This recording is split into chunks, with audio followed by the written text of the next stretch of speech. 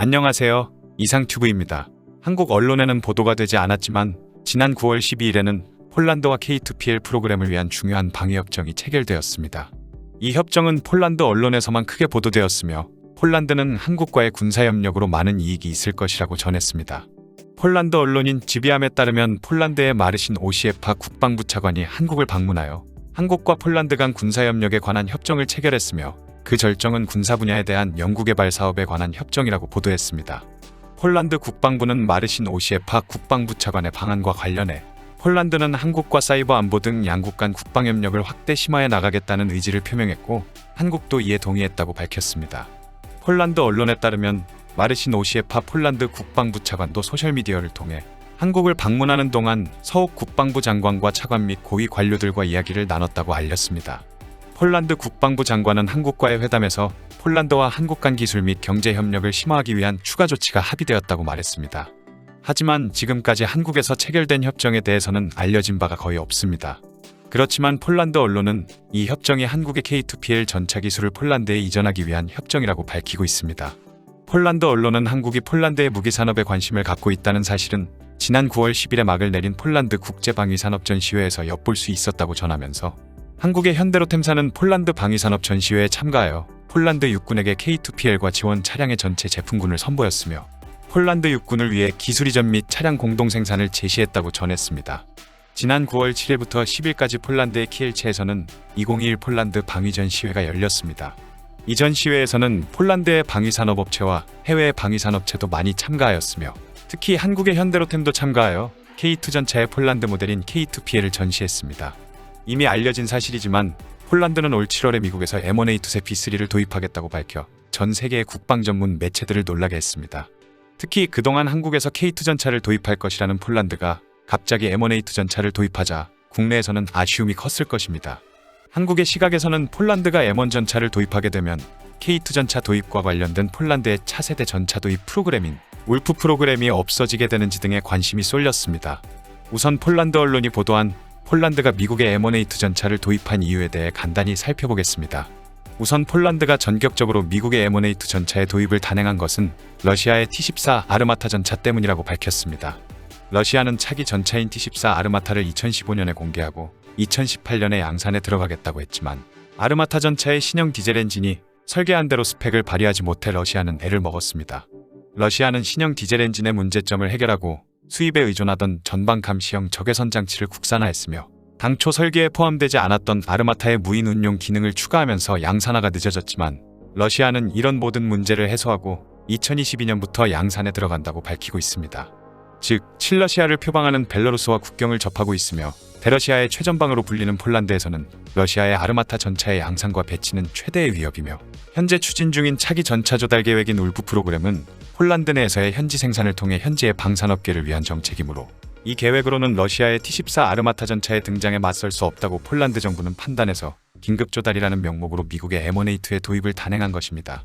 당연히 예정되지 않았던 긴급 조달이어서 폴란드 내의 모든 조달 절차는 생략될 것이며 233억 주어티 하나로 약 6조 9천억으로 예상되는 M1A2 전차의 도입 예산도 폴란드의 국방 예산에서의 지출이 아닌 국방 예산 외에서 조달할 것이라고 폴란드 국방장관은 밝히고 있으며 250대의 M1A2에다 각종 지원 차량 그리고 대량의 탄약 훈련 및 후방 지원 패키지도 포함될 것이라고 말하고 있습니다. 이처럼 폴란드는 M1A2의 조기 인도를 위해 오프셋과 현재 생산을 포기하고 미국이 제시하는 대외유상 군사원조의 내용을 무턱대고 수용할 태세입니다. 즉 폴란드는 러시아의 T-14 아르마타 전차가 국가의 명운을 위협하는 최대의 위협으로 간주하고 있으며 러시아의 아르마타 전차가 2022년도부터 생산에 들어갈 것으로 러시아가 밝히고 있으므로 폴란드는 이런 최대의 위협과 맞서기 위해 2022년도에 미국의 M1A2 전차의 도입을 전격 결정한 것입니다. 폴란드는 현재 러시아 국경과 인접한 지역에 레오파드 2A5 전차를 배치하고 있습니다. 따라서 폴란드는 러시아와 인접한 국경에 위치한 루블린 19기계화 연단과 제16 포메라니안 기계화 사단에 M1 전차를 배치할 것이며 레오파드 2A5 전차는 후방에 배치한다고 폴란드의 언론들은 밝히고 있습니다. 문제는 이번 M1A2 도입이 폴란드의 차세대 전차 도입 계획인 울프 프로그램에 어떤 영향을 주느냐입니다. 일부의 해외 언론에서는 울프 프로그램의 승자는 미국의 M1A2라고 보도하고 있지만 폴란드의 현지 매체들은 폴란드 국방부를 취재하며 M1A2 도입과 울프 프로그램은 무관하다라고 밝히고 있습니다. 폴란드의 국방 전문 매체인 지비함은 이번 M1A2 도입이 폴란드 국방부가 진행하고 있는 현대화 프로그램에는 영향을 주지 않는다라고 보도하고 있으며, 항공우주 및 방위 분야의 국제적인 시장 조사 회사인 포캐스트는 아시나도 미국에서 M1A2를 도입하는 것은 폴란드의 긴급 요구 사항을 충족하기 위한 것으로 M1A2의 도입은 울프 프로그램을 저해하지 않는다고 폴란드 국방부가 지난 7월에 강조했다고 밝힌 바 있습니다. 즉, 폴란드 내 방산업계를 위한 울프 프로그램은 아직까지 건재하며 800대에 가까운 차기전차 수요의 일부는 이번 250대의 M1A2 전차의 도입으로 감소할 것으로 보이지만, 나머지 550대의 울프 프로그램은 건재할 것이라는 의미입니다. 이번 M1A2 전차의 도입은 폴란드의 정치적인 결정도 포함되어 있습니다. 폴란드의 경제 상황은 코로나 사태의 영향으로 작년에 마이너스 4%를 기록했으며, 마이너스 4%라는 수치는 다른 EU 국가들에 비해 비교적 선방한 결과라고 할 수 있지만, 폴란드 정부로서는 폴란드의 경제 상황도 고려해야 하므로 90억 달러가 투입되는 울프 프로그램이 없어지게 되면 폴란드 내의 반발을 불러올 수도 있습니다. 한국의 현대로템이 제시한 K2PL 프로그램을 보면 폴란드 입장에서는 매력적으로 보일 수밖에 없습니다. 폴란드 언론에서 분석한 현대로템의 제안서를 살펴보면 대략 3단계로 나누어지며 모기업인 현대자동차의 협력도 포함되어 있습니다.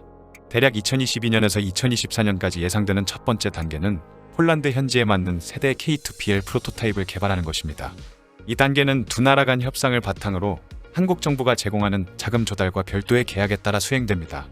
2025년에서 2028년으로 예정된 두 번째 단계에서는 한국에서 K2PL의 생산을 시작하고, 한국은 폴란드 기업에 대한 기술 이전을 시행하며 폴란드 내에서 양산을 시작할 수 있도록 준비하는 것입니다. 이 단계에서 폴란드는 한국에서 기술 이전 받은 전차 기술을 내재화하고, 동시에 폴란드 육군은 새로운 전차를 인수받을 것입니다. 폴란드 육군이 새로운 전차를 인수받고 전투 준비를 마치면 기존의 T-72와 PT-91 전차는 퇴역을 시작할 것입니다. 대략 2028년 이후에 계획된 세 번째이자 마지막 단계에서는 폴란드 내에서 새로운 전차의 양산이 시작되며 폴란드 방위산업이 울프 프로그램을 인수받는 것입니다. 이 단계가 되면 폴란드는 전차를 독립적으로 생산할 수 있을 뿐만 아니라 해외 수출을 시도할 수도 있습니다. 3단계가 마무리되면 한국은 차세대 전차 분야에서도 폴란드와 협력을 시작할 것으로 예상되며, 이것은 폴란드 산업에 새로운 기회를 열어줄 것입니다. 한국 측은 계약 체결 및 K2PL 프로그램이 진행된다면 세계 5위의 자동차 기업인 현대가 폴란드 측과 긴밀한 협력을 시작할 준비가 되어 있음을 시사하고 있습니다.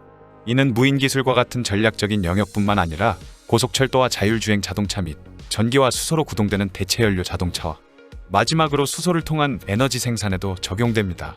융자 부분에서도 한국은 연구개발 단계에서부터 우선적으로 자금을 지원합니다. 대부분의 비용은 정부 간 협상을 바탕으로 합의된 수출 신용을 제공함으로써 수출 신용기관을 통해 한국 당국이 부담할 수 있습니다. K2PL 전차의 제안은 폴란드의 조건에 최대한 맞추고 있으며 생산의 자율성과 제세시장 진출을 위한 새로운 공동개발을 보장한다라고 폴란드 언론은 전했습니다. 여기에 앞서 말했듯 폴란드의 국방예산에 포함된 울프 프로그램과는 달리 M1A2 전차의 도입은 국방예산 외의 예산에서 진행될 예정이며, 폴란드 정부는 자국의 안보와 경제 및 산업적 측면을 적절히 고려한 타당한 지점을 선택한 것이라고 할 수 있습니다. 지난 9월 6일에 공개된 폴란드 국방부의 2022년도 예산 초안을 보더라도 M1A2 전차 구입 예산과 K2PL의 구입 예산인 폴란드군 현대화 예산은 별도로 책정되어 있습니다. 어찌되었던 간에 지난 9월에 체결한 한국과 폴란드 간 군사협정은 K2PL 프로그램에 대한 양국의 의지를 반영한 것으로 폴란드의 K2PL 도입은 순차적으로 진행되고 있는 것으로 보입니다. 이상 마치겠습니다. 시청해주셔서 고맙습니다. 이상튜브였습니다.